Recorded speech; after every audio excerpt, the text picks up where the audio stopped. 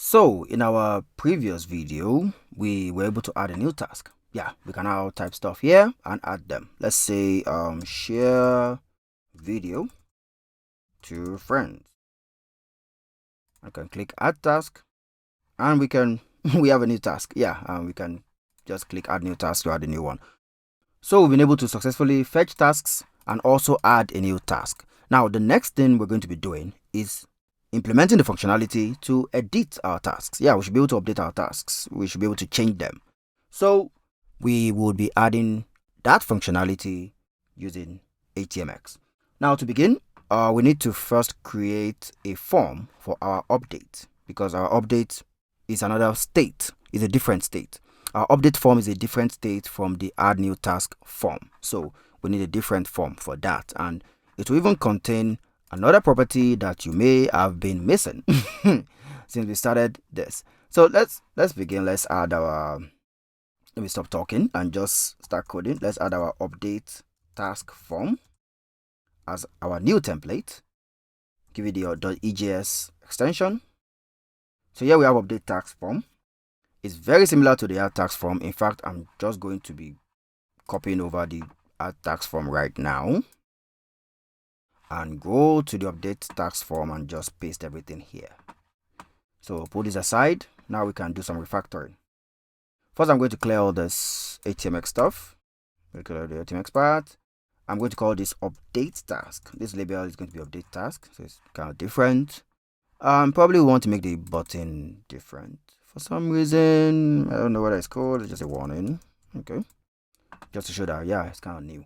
So yeah, here we're still going to call this guy task. We don't need a placeholder for it. So yeah, this is still going to be task. But like I said, a property will be missing for a while, which is the status of the task, the done property. The done property. So we're going to be adding that also with an input checkbox. No, let me go back and get my, okay. Yeah, checkbox. So we're going to be adding that with a checkbox. We're going to be adding that with a checkbox, and it's going to have the name done. Yeah, done. We're being consistent with the field name. So task done. Cool. Now, unlike the add form, this template, unlike the add template, this template expects that a task is to be updated. So that data needs to be fed into this template. It needs to have that data to be able to display the current state of the task. Then you can edit it, you can change it. So the first thing we're going to do, first let me remove this ID, we don't need it. We're going to assume a task data coming in here. We're going to be feeding it from our server later on. We're going to assume a task data. And the first thing we're going to do is set the value of this input, the text input, to that task. So we are passing in, let's use the output for syntax. So we're passing in task. That's the data we're passing in. But coincidentally, the field is also called task. Yeah. So just a task.task. Yeah, you can name it. You can give it a different name if you don't want this confusion. But yeah, we're passing in data called task, and the field that represents our text, that's the task itself, is also called task. So task. That's cool. Now this guy will be treated a little different. We're not going to pass a value because that's not going to make the logic work. It's just going to maintain the same value if we put a straight value in here. What we're going to do is just toggle the checked state. We're going to toggle the checked state based on what the current state of the task is, and if the user then decides to change that, it will send it along with the request. So what we do is yeah, we output, let me close that up. Okay, this angle brackets can be so confusing with this HTML angle brackets, but with time you get used to it. So what we do is that we check task.done. Is task.done true? We use a ternary operator. If it is true, then add the checked attribute. If not, just make it empty. Yeah, just make it empty. So if task.done, that's the task data that is fed into this update form. If it is true, then make this checkbox checked. If not, just leave it empty. So Let's save that. I think that should be, yeah, that should be all for now. For now, that should be all. Later on, we're going to be using HTMX to make this button active. So we have our form. We have our update form set. Now let us write the functionality that will load it. So to do that, let's go back to our server.js. Let's go back to server.js. And in server.js, the first thing I will do is write a function, another helper function, just like the fetch tasks function. I'm going to write another helper function.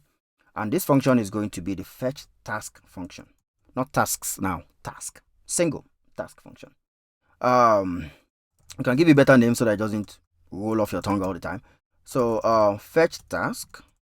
And fetch task is going to get an ID and return a task. Now why I need this is because when I do an update operation, I first need to get the task that is to be updated before I then know what to do. If I want to do delete also, I'm going to be needing this function to get me the task, then delete it. So let's see. So the first thing we're going to do is say const fetch single SQL. So to fetch the query to fetch a single item. So say select all from tasks. And this time we had a where clause, we say where ID equals question mark. Where ID equals question mark. So it's gonna say here. So that's cool. Where ID equals question mark. And then we can try catch our operation so that we know that we are catching errors effectively. Set our catch block, say const rows equal await db.query, and we're going to pass the fetch single SQL statement and pass an array where we just feed in our ID. That's the ID that is submitted to this function. So that just passed into this function. So we get that, and let's do a little logic here. Let's say if rows dot length is greater than 0, that's if we get a result back, then just return the result. Return result, which is just the single item inside the rows array. Else return null. Yeah, return null. So that should be cool. Just return our rows, or our single item rather. And if there's an error, just throw the error. Throw the error. Just console the error. Just console the log error. Console the error rather. Error. Because why are we throwing again when we're already catching? Okay. So console the log. Console the error. You can handle your errors. Please handle your errors in a standard way. I'm just doing this simple methods just to save time because that's not what we're here for. We're here for some HTMX goodness. So we have that in place. So now this can fetch us back our single item or fetch us nothing if it doesn't exist. So with that in place, the next thing we're going to do is to write the endpoint that's going to return our update form. Yeah. Add the endpoint that's going to return our update form.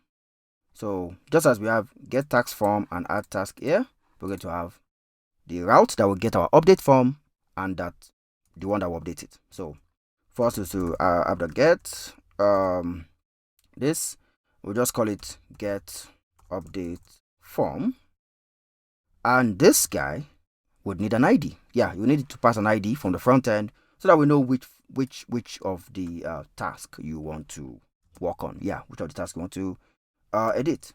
So give it a sync callback. And the first thing we're going to do is get a task ID. So create a new variable and say const task ID will be rec.params.id. That's to get this ID parameter. So rec.params.id. We get the ID, and we can then get our task. So let's get our task. Task will be await fetch task. Make sure you're using fetch task. Yeah, fetch task, and we'll just pass it the task ID. That's the fetch task function that we just wrote. So to return our task, and we can then simply render our template. That's our update update form template. So update task template rather. So templates, if I'm spelling that correctly, template / update task form, and we pass it the task. Yeah, it's expecting the data task. Where is it? The data task. So we'll pass it task. So we can say the task. Yeah, task. Or we can just simply just remove this and just say task. Since they are the same name, the property is the same name with the variable, so we can just pass it this way. So this should be cool. We call this with an ID, it gets us our task and it returns the form for us to update it. Good. So what do we do? We need to be able to tell from the front end, click from the front end that we want to update something, and it will load the form. Yeah, it will load the form. So how do we do that? We need to go back to our let's go back to our browser first. So what we'll do, we add the button here. We add it in front of each item. We add an edit button in front of each item, so that when we click that edit button, it will load a new update form with the task and the form control for us to update the status, and also the button for us to update the entire thing. So let's do that. To implement that, we need to go back to todos.ejs. So let me just bring this down. So we have the task here, which is fine, which is showing fine. So the next thing we're going to add is the task form. So let me just okay. We're going to add the edit button rather. The next thing we're going to add is the edit button. So let's add the edit button. I'm going to make it a link for some reason. Make it a link so that it will signal to people that, yeah, click this. Yeah, you need to click this. So make it a link. The link is going nowhere, so we just add a pound sign and we add the word edit. Yeah, edit. Put it in square brackets, make it, a little more actiony. Yeah. So now what do we do to this guy? What do we do here? We need to call this endpoint get update form with the ID. So that's what this guy needs to do. Once we click it, it needs to get that. So I'm going to do hx get, and we're going to give it the route get tax form. Then we need to feed the ID here. Let me bring these guys down so that we can focus. So we need to feed the ID here. And how do we do that? Simply with EJS. So we just use the EJS output syntax. Let's close it. Then what do we output? We output task item. What we need to output is task item.id. Yeah, task item.id. So that will give us the ID. So we can call this endpoint with the ID and it will load the form. But it needs to load the form into the section of the page where the forms are. And that, we go back to home.ejs, that is this tax form. It needs to load it into this tax form area. So that sounds like another job for hx get. So hx get, no, hx target rather.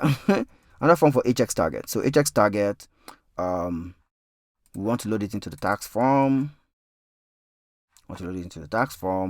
And yeah, we need it to be a selector. So we add a pound sign. Yeah. So this way it knows that when I call this endpoint, the form that is being returned should be loaded into this tax form section. Yeah. It will be loaded into this tax form section. So it's going to replace the add form. It's going to replace the add form with the edit form. So that's pretty cool, isn't it? So we have that. Save. Now let's see if this works. I think we should be done with everything we need to load the form now. So let's see how this works. Save.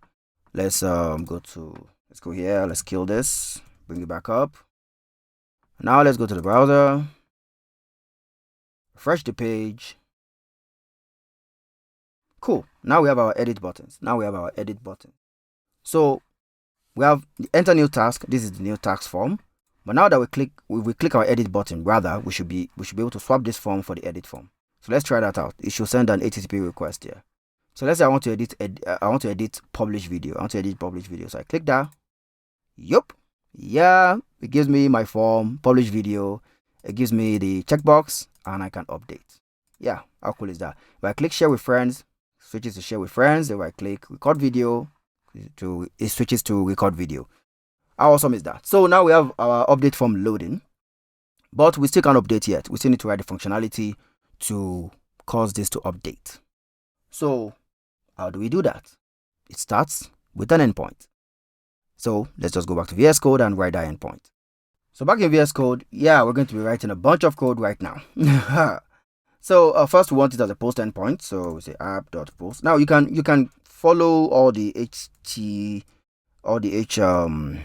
or rather follow the RESTful patterns. You know, your update endpoints should be put, your delete endpoints should be delete. You can do all that. In fact, currently I'm working on a course, and for the to do app in that course, also using HTMX, I followed all those semantics. But here, I just decided to use post for everything that's is a command action, and get for everything that's a fetch. So, but you can follow all those rules and principles of REST. But like I said, we're not trying to be that serious here. So let's create an endpoint update task. This task will also need the ID. So yeah, it needs to know what it is updating. Let's create that. So yeah, it will be a sync. The callback will be a sync rec res. Yeah, so that's cool. Rec res, and let's see. The first thing we want to do is get the task ID. Const task ID equals rec.params.id. Pretty cool. So rec.params.id const data, because we're also getting data from the form. So we want to get the body also. So that's pretty cool. Okay. So we have this too. Now, one tricky parameter that we're going to be working with here is the done parameter. The done parameter, because the way it comes from the form, it comes as a string. And the string is either on or off. And sometimes it's just nothing. It doesn't come at all. It's null. So we have to look for how to deal with that. Task status field that is being controlled in the front end with the checkbox. So the checkbox will either send on. It will send on when it is checked. It will send off when it is checked. When it is not checked. And sometimes it's just null. It just doesn't send anything. So how do we deal with that? We're going to use a switch statement. But first, I'm going to create a variable for done. Then we're going to use a switch statement and just get some scaffolding in place. So get a switch statement, and we're going to be checking data.done, which is what comes from the form in the front end. Checking data.done. Now, if it is on,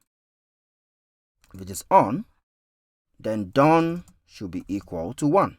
That means it is checked. I'll copy this case statement again. If it is off, then done should be 0. And the default should just set done to 0. If we don't get anything, just set done to 0. Yeah, just set done to 0. So done should only be 1 when it is on. Yeah, so if the default should be, if it's null, if it's whatever, just make it 0. So that will help us get done in place. That's fine. So let's go on. Now we can run our SQL query. And to do that, let's try catch. Move up a little bit so that we get center stage. So try catch.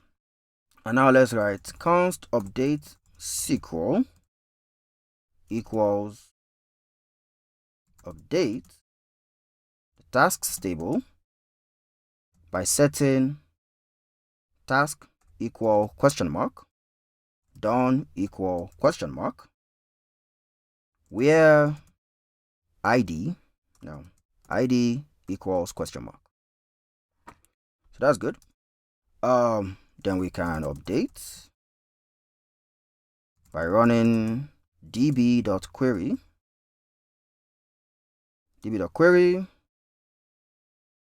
and we pass in the update SQL, and that will require some bunch of data. So first, for the task, the task, we can easily get that from data.task, because that comes with the request body. The next is going to be done. We've already used the switch statement to define this done variable, or to set this done variable, so we'll just pass done inside there. And then we need the ID. We need this ID, which, for good measure, we're going to use parseInt to make sure that we get the string, we get the integer of whatever is being passed as a string, because the request is going to pass as a string. So task ID, that's the task ID from here. Task ID. Let me wrap this view so that we don't keep getting the horizontal scroll bars. Okay, so task ID, parseInt task ID, to make sure that we're actually passing an integer rather.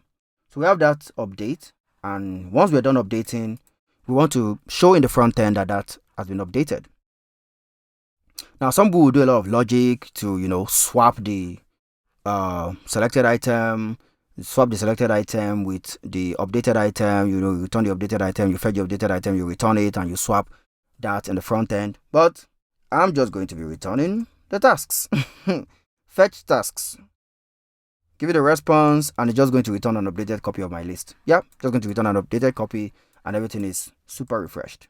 So here, once again, we'll just do console.error for our amateur error handling. So once we get that updating, we just send back the updated list.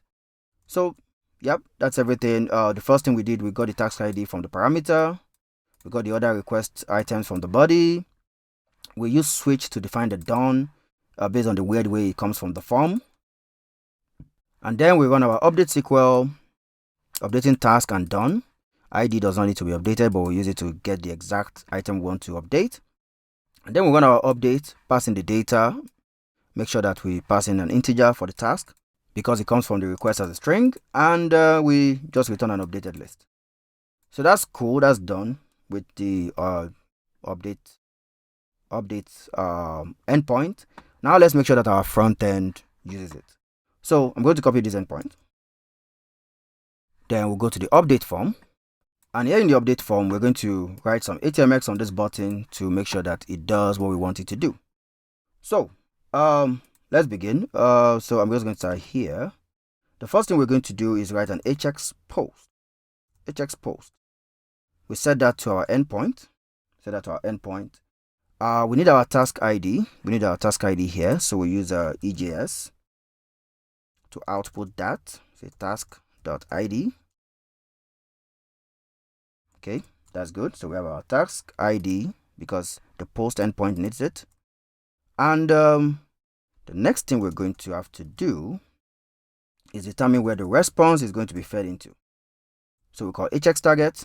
And what do we want the server response to do? The server response is just an updated list of our to-do items. So we want it to go into the task list. Yeah, we want it to go into the task list. Where's the task list again? Yeah, task list. Yeah, we want it to go here. So we want it to go into the task list. I want to use a selector for that. So remember to put the £. Yeah, so we just want the updated list to go into the task list once this update operation is done. So that's cool. That's a lot of stuff that we've done so far. I said we first wrote two endpoints, or rather we first wrote an endpoint to get our update form. Then we added a link. We added a link to load that form with the item we want to update. Then we wrote the endpoint that will update our task. Yeah, this guy. And yeah, now we're going to be putting it to action using this button. So let's save this. Let's restart our server. Need to clear this again. We're going too deep again. Now let's rerun our server. Then we can go back to the browser, refresh this entire page, and now let's say I want to say publish video, let's say to YouTube. So I click that, publish video, and I had to YouTube. Publish video to YouTube. Now I will click on update task. It will send an HTTP request, and we should see publish video change here. So let's do that. Let's click. Boom, and it's done. Publish video to YouTube. Yeah, it's changed. We have our request. It returns our new list. Yep, our list is getting bigger. Returns our new list, and now we see our list has been updated. I can also promote video on social. Promote video on social. Now for this one, let's see if we can yeah, let's click this. Yeah, let's click the done property. I click done property, because if we look at this request, if we look at the this is the response, preview, headers.